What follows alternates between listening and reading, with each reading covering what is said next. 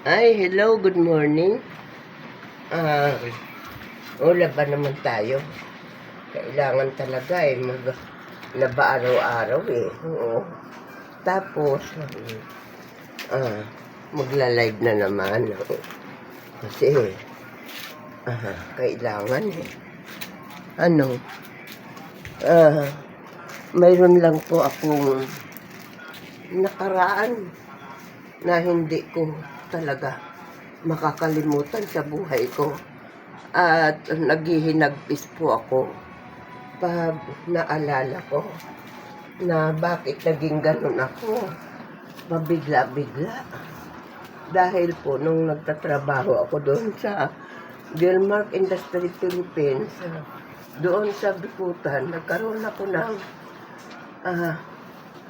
nakakuha ako ng right ng lugar para makapagpatayo ng bahay. Ngayon, murang-mura lang noon ang simento. 4 pesos ang isang simento at saka yung mga yero, mura lang din. Nakapagbahay ako doon, maliit lang. Tamang-tama lang din naman sa bali 2 kwarto. Ngayon, sa madalit salita, ay ibininta ko yung bahay na yun ng 2,000 lang. Noon, ng panahon yun. Ngayon, ang ginawa ko, pumunta naman ako sa Las Piñas at nagbahay din ako doon.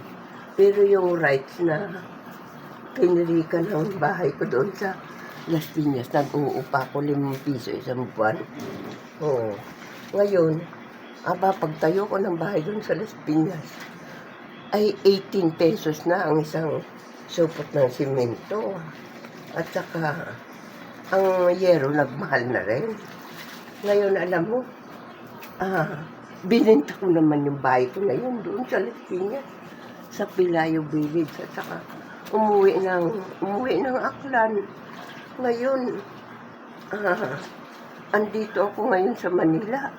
Nag-uupa po ako ng bahay. Naku, sising-sisi po ako. At pagka naiisip ko yung buhay ko noon, ay naluluha po ako.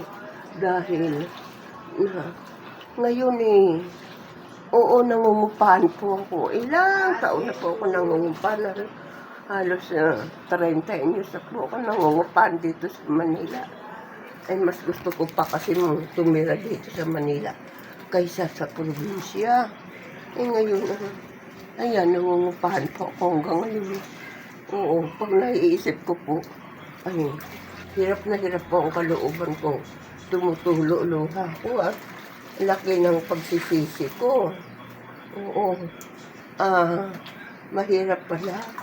Dapat pala yun. Naging matured man ang isip ko noon, pero wala, hindi ko naisip na darating ang araw mangungupahan ako ng bahay. Oo, yun. Ang hirap po ng kalooban ko talaga. Yun lang po ang masasabi ko sa inyo, mga guys. Thank you. Maraming salamat po at i-subscribe na lang ninyo ako sa YouTube. Oo, sa YouTube po.